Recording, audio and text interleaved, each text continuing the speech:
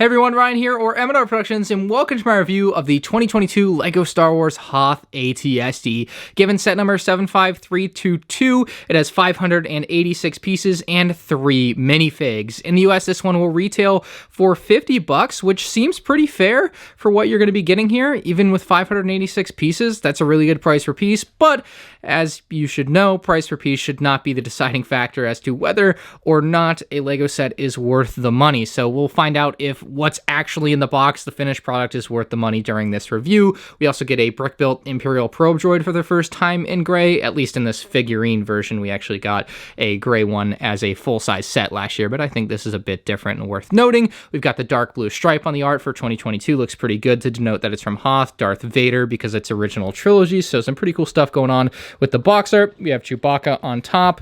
Always love some side box art, and then around back we show off the features, which are really nothing new. I don't think there's going to be any feature here that stands out that we didn't really have last time. The really unique thing about this is that it's modeled off the Hoth version of the AT-ST, which is different than the Endor versions of the AT-STs of years past. So this will certainly be a unique one. Let me know what you guys think about it in the comment section below. Leave a like if you enjoyed this review, and let's unbox this thing. So it looks like we have 1, 2, 3, and 4 numbered bags and 1 instruction manual, and looks like normal LEGO instructions, as I think anyone would expect.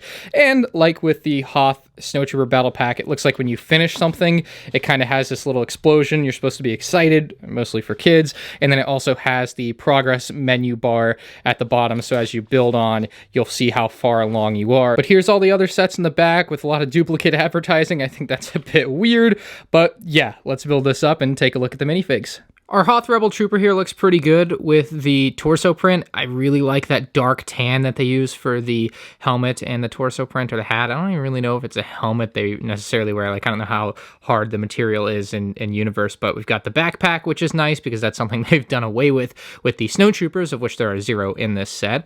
We got a blaster here. We got some gray gloves and no leg printing, unfortunately, so kind of bland there, but I don't think it really needs leg printing. I think it looks pretty clean like this. And you'll notice she does have 2 faces here, so we have a face on the back which is covered by the backpack, but it's actually a much angrier, ready to go into war battle type of face. The Hoth AT-ST driver in this set is magnificent. You can see the torso print goes right on down to the waist and into the legs flawlessly. Always love the continuous prints like that. Also really like the color scheme on this guy with the gray, light gray, and white. I just think it's a really appealing scheme. We also do have binoculars and a small blaster. You can see the back print is pretty fine. I love the helmet on him with the goggles on top of the helmet, and then you've got the chin strap on this front face with kind of an angry look. And then if we remove this helmet, you'll see there's a second face, which sports a bit of a happier look, in my opinion, than what we see around front here. So yeah, really great figure, and I think this AT-ST driver is probably the best figure in the set, although for some it may be Chewbacca, but really I think this is the one. Speaking of Chewbacca, this is the Hoth snow-speckled Chewbacca, and we've had a few different variants of Chewbacca over the years, but this one is the first time we've had the specific Hoth version of him, and that's really neat. I do feel like we could have used an arm print. Chewbacca's never gotten an arm print, and he definitely had some snow on his arms, so it would have been cool to have that represented in this, and it's just not, so that's maybe the biggest downside to this character, in my opinion. Yeah, the snow speckling is noticeable, but to me it almost looks like it's just you dropped a little bit of paint or sprayed a little bit of paint on him by accident while you're painting your walls in your house. I don't know. It's just not like the most in-your-face thing, which might be nice for some people that it's a little bit more subtle, but yeah, you can definitely come to your own opinion from looking at it here. Probe Droid in this set is actually really good. It's the first time that we've had a figure-sized version of a Probe Droid in gray in a LEGO Star Wars set. We, of course, got the gray version of the Probe Droid in 2020 as a 18-plus collector set, but this one looks really good, and it's probably the best figure scale Probe Droid that we've had to date. It definitely uses a lot of pieces. That's part of the reason why the piece count on this set is so high, is that you end up with like 30 or 40 pieces in just such a little build, but it looks fantastic. It's totally worth it. I do have somewhat of a qualm with the base. Usually the base, they just use a round piece, and this is different. It's not symmetrical. I'm kind of pro symmetry in a lot of things, but yeah, that's just different. I don't know. People can like it, dislike it as they please. I'm kind of indifferent to this, but at the end of the day, I think it looks fine. More important than what it's actually on is the actual probe droid. And man, like I said, it looks fantastic. You've got 4 opposable arms on it that you can move up and down as you please. They all have different little ends on them. We got a little cannon on top of the probe droid here that you can shoot at Chewbacca, because, it's pretty common scene that Chewbacca and Han are out there screwing with the probe droid. It would have been nice to get that Hoth Han in this set. He's kind of missing here, but yeah, it might have fit in well. Now for the AT-ST itself, and I think the word unique is probably the best way to describe the Hoth AT-ST in comparison with the normal AT-STs that we've had in years past. I'll show you these two side by side in a little bit, but this thing is way different as far as the design philosophy of an AT-ST goes. On Hoth, the AT-STs were just a bit taller and lankier. Like, the legs definitely show that they are really abnormally tall compared to the other AT-STs, and the shape of the head is also significantly different, as well as the way that the eye holes work. I don't believe they open, or at least on Hoth they remain closed because of the cold. We can only assume, because obviously you have the eye holes on that are open. So it just has a substantially different look for an AT-ST compared to what we're used to. And a lot of people, myself included, would call this ugly. It's not that it's inaccurate. It's not that it's bad. The AT-ST itself is just uglier than the version of AT-ST that we're used to. So that's kind of just the way it is. But this AT-ST does a lot different. The old design was getting a bit stale after all. I think I'll start out with maybe my biggest criticism of this, other than that it's ugly, because the AT-ST on Hoth is just an uglier version of an AT-ST. It's how the top of the AT-ST is a square. I really wish they had used some pieces that have a bit of a slope to them, because as you can see, it just feels like it's too squared off at the front here. I don't like that.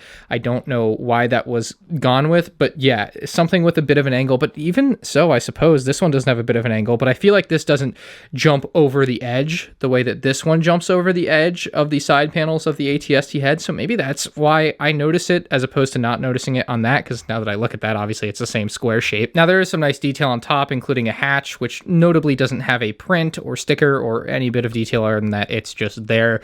We do have some very nice slope girl pieces, which I love. The back of the AT-ST head does have some fan pieces that have a bit of a print there, which look really nice, and you can actually see the 2 pieces there that are going to allow you to shoot off your spring-loaded shooters, which load up right into the front of the AT-ST's head. That is to be expected. They've been putting those in sets for a while now, so you just push in from the back and it will shoot them off. And spring-loaded shooters work as you would expect very, very well, and you can leave them in or take them out as you please. The main weaponry on the front can move up and down with a really good about 180 degree range of motion there. The sides of the AT-ST's head have the weaponry for it, and on the AT-ST's left side here we've got 3 separate little cannons which look amazing, and we also have this piece here on the end which kind of caps it off. Looks really, really good. I really love this big round gray piece they use to kind of attach everything to the side panel of the AT-ST head, and you'll see the same exact thing on the other side of the AT-ST, just with a much smaller weapon there. But both of these are going to be able to rotate, albeit with a bit of friction, and if you rotate it too much, it's gonna fall off. And like I said, the other side does rotate, but unfortunately, again, a little too much, and you can definitely get it to do some weird and wonky things. Moving back to the head of the AT-ST, we have the hatch that can open, so just the functionality there is really solid all around. And then if you need to access the entire interior, you can pull this whole thing off. These side panels kind of move around a little bit, but they're really meant to be staying in place. It's not something that really increases your access to the interior.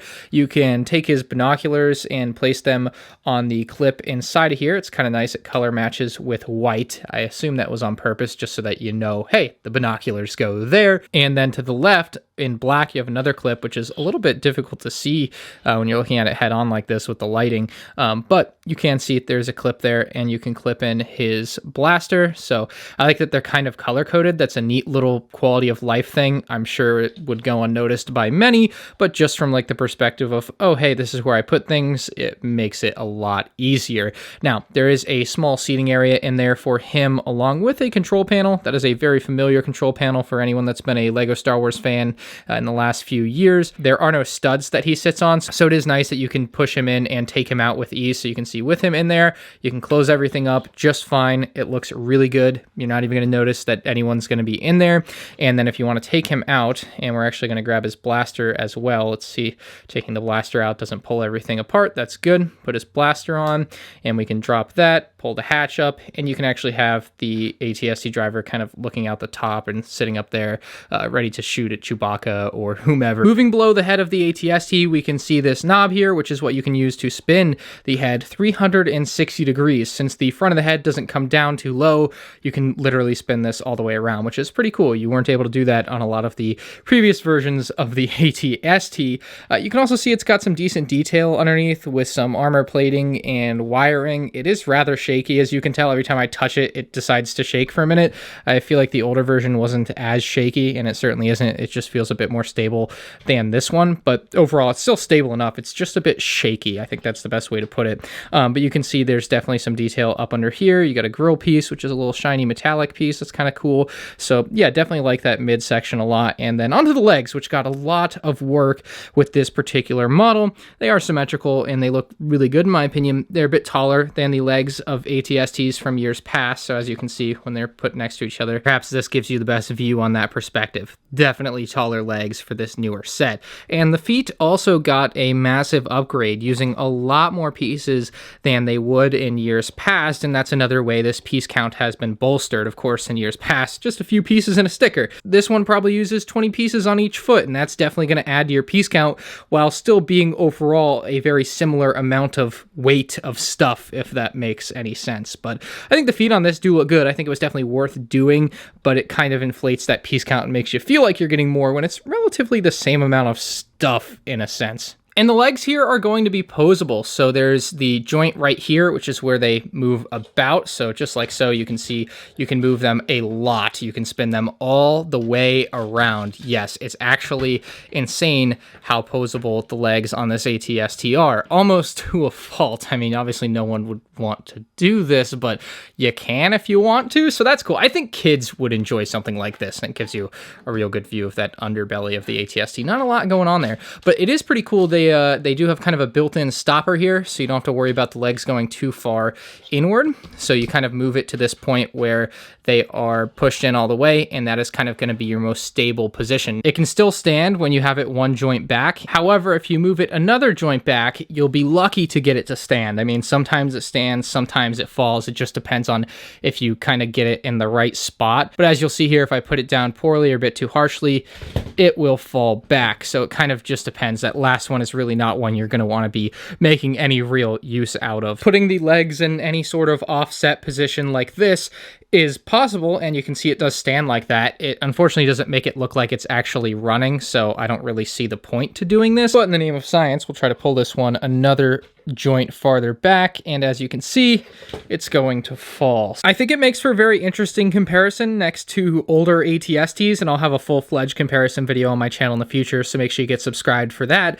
But as far as the 2016 Rogue One AT-ST goes, next to the 2022 Hoth AT-ST, I mean, you definitely are going to get a preference here, and it does kind of make that Rogue One AT-ST look old. It's a bit thick in some places, and this one is really thin in a lot of places. It's just a completely different look for an AT-ST, and I love that they've done that. They've done something fresh, something different, something new. I think if you already own an AT-ST that you're happy with, there's not a particularly great reason to go out and buy the Hoth AT-ST. But if you're someone that has spent $800 on the UCS AT-AT and are looking for sets to complement it, this AT-ST is suddenly a really good buy. And at that, it's only $50. I think that's a very fair price for this. And I also think the Chewbacca and AT-ST driver exclusive minifigs are big draws. Not so much for the Rebel Trooper. I mean, some people will like to have it, but I feel like the real draws there are the other two figs. And then even the Probe Droid, I think, is worth something here. I mean, it's a really nice Probe Droid, and I don't feel like I've said that about a figure scaled Probe Droid in a while. I really like this one. It's something new. It's something fresh, much like this AT-ST. So